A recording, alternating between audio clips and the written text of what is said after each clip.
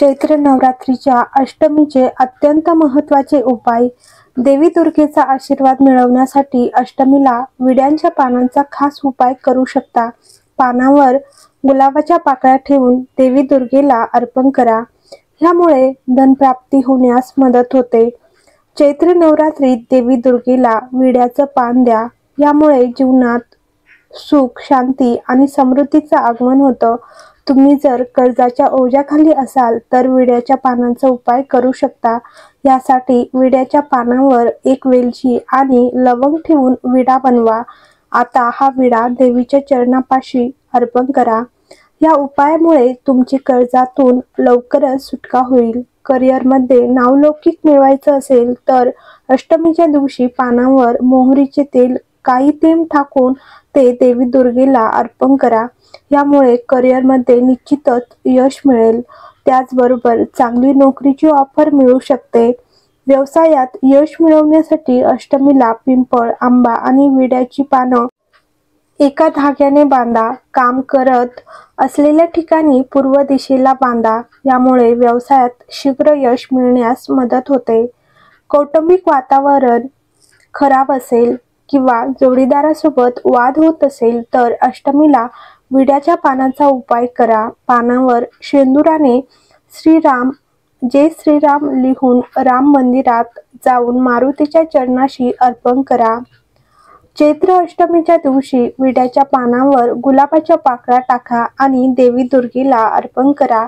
यामुळे आर्थिक अडचण दूर होते आणि धनप्राप्तीचा योग जुळून येतो.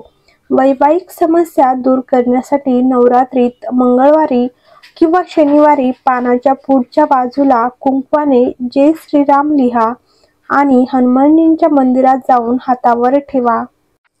ज्योतिषी म्हणतात की चैत्र नवरात्रीत दररोज तलाव, विहीर किंवा पिंपळाच्या झाडाखाली दिवा लावा. अशा परिस्थितीत ह्यावेळी तुम्हाला 8 दिवे लावावे लागतील. जर तुम्ही असे केले तर माता दुर्गा प्रसन्न होतील. तुमच्या आर्थिक समस्या दूर होतील. चैत्र नवरात्रीत दररोज श्री सूक्ताचे पठण करावे. श्री सूक्ताचे पठण केल्याने माता दुर्गा प्रसन्न होतील आणि इच्छा पूर्ण होतील. नवरात्रीत बाजारातून चांदीचे नाणे आणा. त्यावर देवी लक्ष्मीचे चित्र कोरलेले असावे. हे लक्षात ठेवा. जर तुम्ही त्या नाण्यांची पूजा केली, ती लाल कापडात बांधली आणि तुमच्या घराच्या तिजोरीत किंवा दुकानाच्या रोख रकमेच्या पेटीत ठेवली तर तुम्हाला कोणत्याही आर्थिक समस्येचा सामना करावा लागणार नाही. चरण पादुका बनवा. अष्टमीच्या दिवशी तुमच्या घराच्या मुख्य दारावर माता रानीची चरण पादुका बनवा. आईचे पाय घराकडे येत असावेत. असे केल्याने देवी दुर्गा घरात येते आणि तिच्या भक्तांचे भंडार भरते. महाअष्टमीच्या दिवशी देवीला शृंगाराच्या 16 वस्तू अर्पण कराव्यात. या दिवशी तुम्ही विवाहित महिलांना सौंदर्य प्रसाधने देखील देऊ शकता. असे केल्याने घरात सुख, समृद्धी येते. यासोबतच संपत्तीही मिळते. तुळशीच्या झाडाजवळ दिवा लावा. नवरात्रीच्या 8व्या दिवशी संध्याकाळी तुळशीच्या रोपाजवळ 9 तुपाचे दिवे लावा. असे केल्याने देवी माता प्रसन्न होते आणि भक्ताला धन आणि समृद्धीचा आशीर्वाद देते. कन्या भोजन. महाअष्टमीच्या दिवशी मुलींच्या पूजेचे विशेष महत्त्व आहे.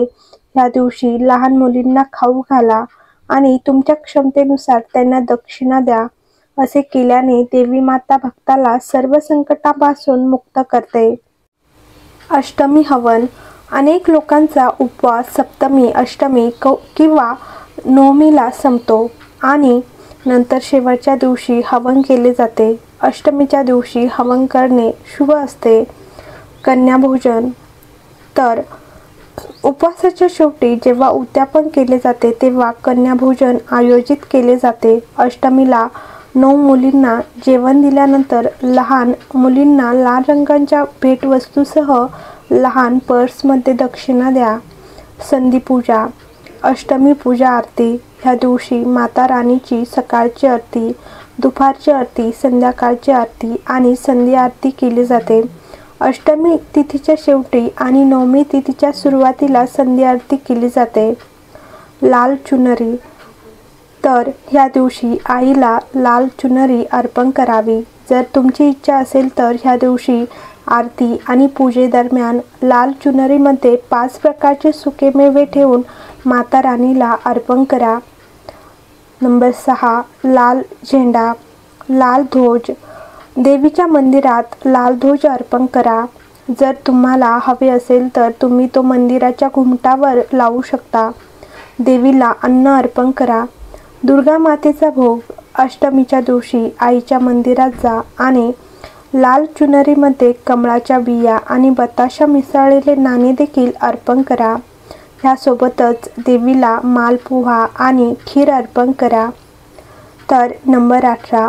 शनिदोष मुक्तीसाठी शनी दुर्गा पूजेपासून मुक्तता मिळवण्यासाठी पूजा करा. अष्टमी आणि नवमी तिथीवरही शनीचा प्रभाव असतो. या दिवशी देवीची योग्य प्रकारे पूजा केल्याने देवी शनीच्या प्रभावापासून रक्षण करते. विवाहित महिलांना सौंदर्य प्रसादाने 16 शृंगार. ह्या दिवशी विवाहित महिलेला चांदीच्या पायाची अंगठी, कुंकूने भरलेली चांदीची पेटी, पायल, आंबे मातीचे चांदीचे नाणे आणि इतर मेकअपच्या वस्तू भेट द्या. चैत्र नवरात्रीच्या काळात देवी लक्ष्मीला गुलाबाचे फूल आणि लवंगाची जोडी अर्पण करा. या उपायाने घरात पैशाची कमतरता राहत नाही आणि घरात समृद्धी येते. जर तुमच्या घरात आर्थिक समस्या असेल तर नवरात्रीत माँ दुर्गेच्या पूजेमध्ये 2 लवंग अर्पण करा. ह्या उपायाने घरात समृद्धी आणि आनंद येतो. लवंगाने आईच्या मंत्राचा जप करणे आणि खऱ्या मनाने प्रार्थना करणे खूप प्रभावी आहे. ग्रहदोषापासून मुक्ती मिळवण्यासाठी दुर्गा सप्तशतीचे 11 वेळा पठण करा आणि प्रत्येक पठणानंतर 1 लवंग जाळा. ज्योतिषशास्त्रानुसार ह्या उपायामुळे ग्रहदोषापासून मुक्तता मिळते आणि जीवनात शांती येते. नंबर 21. 7 लवंगा घ्या, त्या लाल कापडात गुंडाळा आणि घराच्या पूर्व दिशेला लटकवा. नवरात्रीत सौभाग्य आणि आर्थिक समृद्धी मिळवण्यासाठी ह्या उपायाने मदत होते. 9 दिवसांनी त्यांना पवित्र नदीत प्रवाहित करा. यामुळे घरात सुख, शांती आणि समृद्धी राहते. घरात शांती आणि आनंदासाठी अष्टमी किंवा नवमी तिथीला हवन करताना लवंगाचा नैवेद्य दाखवा. या उपायाने घरातील त्रास दूर होतात आणि घरात आनंद आणि शांतीचे वातावरण निर्माण होते. तसेच घरात पैशाचा पाऊस पडतो.